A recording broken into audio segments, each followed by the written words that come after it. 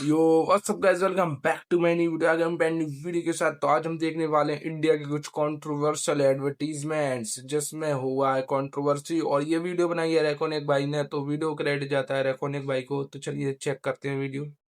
India में हर चीज के लिए मार्केटिंग एक अलग लेवल पर ही होती है। कभी ये इतनी ज्यादा क्रिएटिव होती है कि देखकर मजा ही आ जाता है, लेकिन हर बार ऐसा नहीं होता। कभी कभी ये मार्केटिंग लिमिट क्रॉस कर जाती है, और जब ऐसा होता है तब उस कंट्रोवर्सी में सेलिब्रिटी का नाम भी खराब होता है और उनकी इमेज भी। और आज हम देखने यू वाला एड का भाई ये गंजा कर देता है वाले ऐसे मार्केटिंग स्टंट्स जो कि बहुत ज्यादा कंट्रोवर्शियल थे और जो शायद से तुम्हें भी याद होंगे। पहली है पूनम पांडे। ये एक मॉडल है और कंट्रोवर्सी का नाम है वो, और इसका नाम ना है। ऐसा हो सकता है पूनम पांडे का।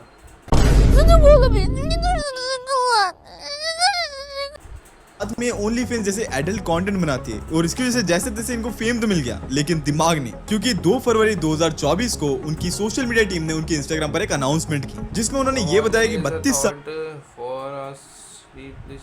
की उम्र में सर्विकल कैंसर की वजह से पूनम पांडे की हो चुकी। और सभी लोगों ने इस बात को सीरियसली लिया था। जितने भी सेलिब्रिटीज थे, जितने भी सोशल मीडिया पर लोग थे, उन्होंने सबने यही बोला कि इनकी आत्मा को शांति मिले, रेस्ट इन पीस। क्योंकि एक एक्चुअली में काफी ज्यादा सेंसिटिव टॉपिक है, कोई मजाक क्यों ही समझेगा भाई। लेकिन अगले ही दिन वो अंडरटेकर की तरह उठ के आती है और 3 फरवरी को अपने इंस्टाग्राम पर एक वीडियो पोस्ट करती है, जहाँ पर वो ये बोलती है कि वो जिंदा है और बिल्कुल ठीक है, और उन्होंने अपनी डेथ को फेक किया था। I'm alive. I didn't die because of cervical cancer. Unfortunately, I cannot say that about those. Poonam Pandey ने ये बताया कि कैंसर के लिए किया है, क्या मतलब? सारा ड्रामा करने का और ये झूठ बोलने का मकसद सिर्फ एक ही था, वो था सर्विकल कैंसर के बचाव के लिए एचपीवी वैक्सीन के लिए अवेयरनेस फैलाना। और उन्होंने ये भी बताया सर्विकल कैंसर कौन सा होता है guys? मुझे तो पता नहीं है वैसे, थोड़ा आप बता देना कमेंट में। है कि इस बीमारी के कारण कई सारी औरतों की जान चली जाती है हर साल। तो इसीलिए पूनम पांडे ने और एक डिजिटल मार्केटिंग एजेंसी ने इस कैंपेन को एग्जीक्यूट किया था। और ऐसा नहीं है कि भाई इससे कोई इम्पैक्ट नहीं पड़ा, इससे कई सारे लोगों ने गूगल पर जाकर सर्च किया कि सर्विकल ऐसे करते हैं, कोई ऐसे करते हैं ऐड कैंसर होता क्या है। लेकिन ये स्टंट एक बहुत बड़ी कंट्रोवर्सी बन गया, क्योंकि बाद में कई सारे सेलिब्रिटीज को जब ये पता लगा तो उनको ये बहुत ज्यादा बुरा लगा, और कई सारे लोगों ने इसको क्रिटिसाइज भी किया कि ये बहुत घटिया एक पब्लिसिटी स्टंट था। क्योंकि यहाँ पर लोगों के इमोशंस के साथ खेला गया है, और ऊपर से उनकी बात को आगे से कोई सीरियसली लेगा भी नहीं। इस चीप पब्लिसिटी स्टंट के बाद उनके मैनेजर के ऊपर और उनके ऊपर एफआईआर दर्ज हुई। भले इनका इंटेंशन अवेयरनेस फैलाना था, लेकिन जिस तरीके से उन्होंने इसको मार्केट किया भाई, ये बहुत गलत था। अगले ब्रांड की मार्केटिंग हमेशा से इतनी ज्यादा गलत रही है कि वो हमारे अंदर कैसे धीरे नफरत घोल रहे हैं, इसका हमें पता भी नहीं लगता। तुमने देखा होगा फेयर एंड क्रीम, जैसे कि fair and lonely and fair and handsome, इनकी मार्केटिंग हमेशा से बहुत ज्यादा कंट्रोवर्शियल रही। फेयर एंड लोली तो कोई नहीं है भाई जी, फेयर एंड लवली है। क्योंकि ये सोसाइटी में जो लोगों के नेचुरल कलर्स है, उनके साथ ये भेदभाव कर रहे थे। ये लोग लोगों की इनसिक्योरिटीज और उनके माइंडसेट का फायदा उठा के उनसे पैसा कमा रहे थे, और ऐसा इन्होंने कई बार किया। जैसे फेयर एंड लोनली, सही बात है भाई, कुछ 10 रुपए में तुम्हें गोरा कर सकता है। 10 रुपए की आती है फेयर लवली, 10 रुपए में ये बताते हैं आप गोरे हो जाओगे। ये कोई सेंस बना रहा है?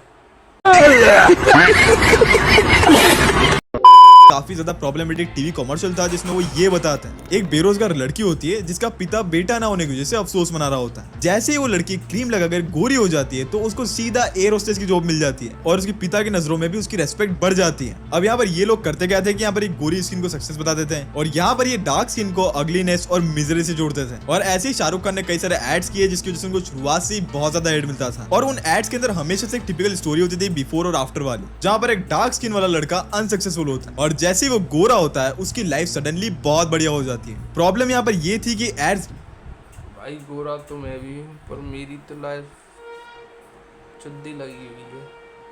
इनडायरेक्टली ये मैसेज दे रही थी कि भाई सक्सेस तुम्हारी गोरी स्किन से आती है, और यही चीज बहुत ज्यादा प्रॉब्लमेटिक थी। टाइम के साथ लोगों ने इस चीज को क्रिटिसाइज करना स्टार्ट किया, क्योंकि जितने भी एड्स बना रहे हैं सारे के सारे कलरिज्म को प्रमोट कर रहे हैं, और स्पेशली इंडिया जैसी कंट्री में जहाँ पर लोगों का नेचुरल कलर ही भाई सांवला होता है। और ऐसे यहाँ पर इंडिया में कई सारे लोग हैं जिनका नेचुरल कलर सांवला है, और बाद में शाहरुख खान ने खुद एक्सेप्ट किया कि ऐसे प्रोडक्ट्स को प्रमोट करना उनका एक बहुत ज्यादा गलत डिसीजन था। पर इसकी जगह वो पान मसाला को प्रमोट कर रहे हैं, जो कि पर इस एड ने इतनी बड़ी कंट्रोवर्सी खड़ी कर दी थी कि इसके बारे में कोई सोच भी नहीं सकता था। आज से 11 साल पहले दीपिका पादुकोण ने एक एड किया था जिसका नाम था माय चॉइस। ये एक 2.5 मिनट का शॉर्ट वीडियो एड था जिसको डायरेक्ट किया था होमी अदजानिया ने, और ये इन्होंने वॉग इंडिया के वुमेन एम्पावरमेंट वाले कैंपेन के लिए बनाया था। इस कैंपेन के अंदर दीपिका पादुकोण के साथ साथ 98 वुमेन्स और थी, जैसे निम्रत कौर, अनुपमा चोपड़ा और जोया अख्तर, और ये सारी वुमेन्स इसके अंदर फीचर हुई थी। इस एड का मेन मैसेज यही था कि औरतों को अपनी बॉडी, कपड़ों, प्रोफेशन, सेक्सुअल ओरिएंटेशन और रिलेशनशिप के बारे में खुद से फैसला लेने का पूरा हक होना चाहिए और सोसाइटी को उन्हें जज नहीं करना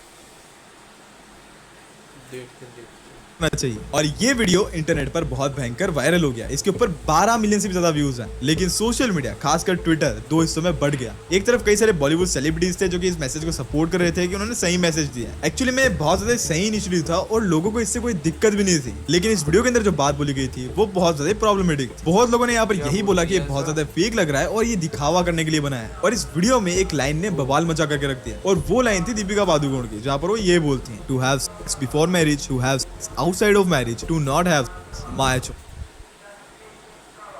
भाई ये तो पूरा यार, नहीं मैं कुछ नहीं बोल रहा, ये क्या है ये, to have sex before marriage.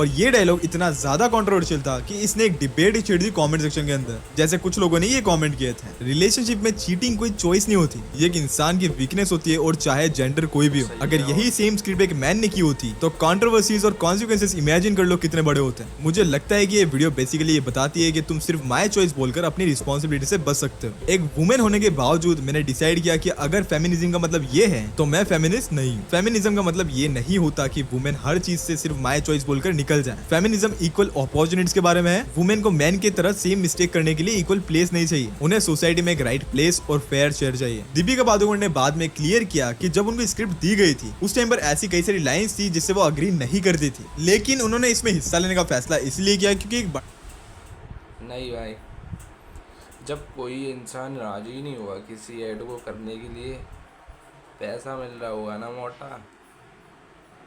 बड़ा मैसेज है वुमेन एम्पावरमेंट के लिए। पर इस एड के बैकलेश के वक्त ही यूट्यूब पर एक मेल वर्जन भी बन गया जिसमें अडल्ट्री वाले रेफरेंस को टारगेट किया गया और मेल पर्सपेक्टिव से भी बात रखी गई। ये वाला वर्जन भी उस टाइम पर काफी ज्यादा वायरल हुआ, जिसके बाद इस बढ़ती कंट्रोवर्सी में डायरेक्टर होमी अदजानी ने भी फेसबुक पर ये लिखा कि उनका इंटेंशन ये नहीं था कि रिलेशनशिप के अंदर चीटिंग को बढ़ावा दें। उन्होंने ये भी बोला कि मिसअंडरस्टैंडिंग की वजह से अगर ये वीडियो वायरल हुआ है और इससे अगर लोग जेंडर इक्वलिटी के ऊपर बात कर रहे हैं तो इस बैकलैश को झेलने के लिए तैयार है। आखिर में दीपिका ने भी ये बात बोली कि लोगों ने उनकी बातों को गलत तरीके से समझा और वो इस बात को आउट ऑफ कॉन्टेक्स्ट ले गए, और उन्होंने ये भी बोला कि वो शादी को बहुत ज्यादा पवित्र रिश्ता मानते हैं। और उन्होंने ये क्लेरिफाई किया कि उनका धोखा देना और चीटिंग को सपोर्ट करना कभी भी इंटेंशन था ही नहीं। पर एक ऐसे बड़े ब्रांड की मार्केटिंग भी बिल्कुल गलत चली जाती है।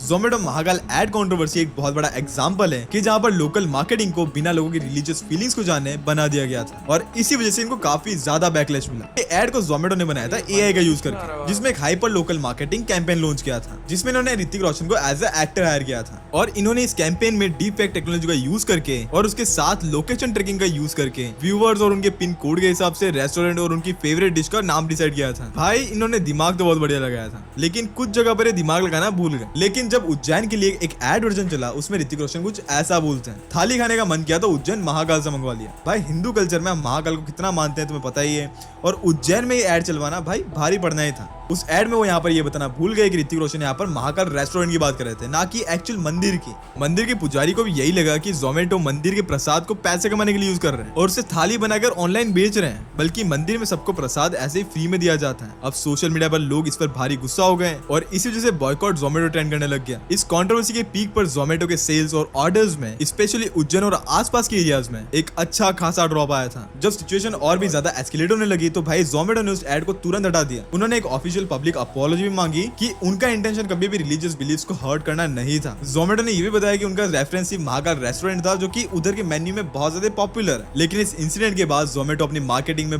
बहुत ज्यादा संभल के चलते हैं और ऐसी गलती बार बार ना हो इसलिए उन्होंने मार्केटिंग एक्सपर्ट्स को भी बिठा दिया। अगला मार्केटिंग इंसिडेंट इतना ज्यादा घटिया है कि आज के टाइम पर सभी लोग इसी फॉर्मूला का यूज करते हैं। 18 दिसंबर 2020 को नेहा कक्कड़ ने अपने इंस्टाग्राम पर एक पोस्ट डाली जहां पर वो अपने हस्बैंड रोहनप्रीत सिंह के साथ खड़ी है और वहां पर वो प्रेग्नेंट नजर आ रही है, और इस फोटो के अंदर उन्होंने कैप्शन डाल रखा था ख्याल रखा कर। लेकिन अगले दिन नेहा कक्कड़ ने एक नया पोस्टर रिलीज किया कि वो कोई रियल प्रेग्नेंट नहीं थी, बल्कि उन्होंने ये अपने गाने को प्रमोट करने के लिए किया था, जो कि था ख्याल रखा कर, और ये जस्ट एक पब्लिसिटी स्टंट था। लेकिन उस वक्त पे हुआ क्या, उस टाइम पर इन दोनों की कुछ टाइम पहले ही शादी हुई थी, अक्टूबर 2020 में। तो पूरे देश ने और मीडिया ने इस बात को सच मान लिया और इसके ऊपर डिस्कशन होने लग गए। कई सारे सेलिब्रिटीज जैसे कपिल शर्मा, उर्वशी रौतेला, इन्होंने इनको कांग्रेचुलेशन भी बोल दिया था। कपिल शर्मा ने तो भाई इस न्यूज को सुनकर ये भी बताया कि वो बहुत ज्यादा इमोशनल हो गए थे। याद है क्योंकि घर वालों को भी ये लगा कि ये पिक्चर सच है। उनके घर वालों ने तो ये बोला कि बेटा गुड न्यूज काफी जल्दी नहीं हो गई। जैसे कई सारे लोग ये बोल रहे थे कि भाई स्कैम 2020 से भी बहुत बड़ा स्कैम है, और उन्होंने कई सारे ताने मारे। और जब ये मार्केटिंग काम कर गई तो तुम्हें पता है कई सारे सेलिब्रिटीज, यूट्यूबर्स, उन्होंने भी इस मार्केटिंग को यूज करना स्टार्ट कर दिया। अभी रिसेंटली आशीष चंचलानी ने भी इस मार्केटिंग को यूज किया था और भाई लोगों ने उन्हें बहुत गालियां दी थी। और आजकल तो भाई ये बहुत ज्यादा कॉमन होता जा रहा है कि कोई भी म्यूजिक वीडियो आता है तो भाई ये नाटक स्टार्ट हो जाता है। और ये भाई बहुत ज्यादा अजीब लगता है। अब तो कोई इसको सीरियस भी नहीं लेता। अब तो भाई किसी की रियल में शादी भी हो रही होती है तो भी फेक लगता है। पर अगला मार्केट लगता है, सही बात है। जैसे सौरभ जोशी, उसका तो रियल में भी हुआ फिर भी फेक लगा। स्टंट जितना ज्यादा कंट्रोवर्शियल है उससे भी ज्यादा शॉकिंग है, क्योंकि मैं खुद चौंक गया था कि भाई क्या मतलब क्यों। रागिनी एमएस जब मूवी लॉन्च होने वाली थी उस टाइम पर उनकी टीम ने और एकता कपूर ने इस मूवी को प्रमोट करने के लिए उन्होंने जो चीजें की थी वो बहुत ज्यादा घटिया थी और बहुत ज्यादा कंट्रोवर्शियल थी। मेकर्स ने अपने इस नए हॉरर्स को प्रमोट करने के लिए कोई कसर नहीं छोड़ी थी। उन्होंने नॉर्थ और वेस्ट इंडिया के लगभग 11 शहरों में जैसे मुंबई, दिल्ली, इंदौर, भोपाल, लखनऊ, बैंगलोर, पुणे, इन्होंने अपने 20,000 ऑटो रिक्शा के पीछे अपनी इस मूवी की ब्रांडिंग की। इन ऑटो रिक्शा के पीछे इन्होंने ये लिखा था कि रागिनी का नया एमएफ देखा क्या। ये इन्होंने इसलिए किया था ताकि लोगों को बता सके कि एक रियल इंसिडेंट है, तो इसके बारे में लोग सर्च करें रागिनी का देखा क्या। और ये इन्होंने बहुत गंदा काम किया, क्योंकि ऑटो रिक्शा भाई सड़कों पे चलने वाली पब्लिक ट्रांसपोर्ट है जिसके अंदर फैमिली मूवी का सेकंड पार्ट निकाला तब भी इन्होंने ये किया, और जब इन्होंने अपना शो निकाला तब भी इन्होंने ऐसा ही किया। आई डोंट नो भाई कितना गिर सकते हैं अपनी मूवीज को प्रमोट करने के लिए। लिटरली ये मार्केटिंग स्टंट्स बताते हैं कि लोग अपनी चीजों को प्रमोट करने के लिए कितना हद तक गिर सकते हैं और क्या क्या कर सकते हैं, क्योंकि एट द एंड पूरी चीजें अटेंशन इकोनॉमी पे चल रही है। बाकी तुम क्या सोचते हो मुझे कॉमेंट सेक्शन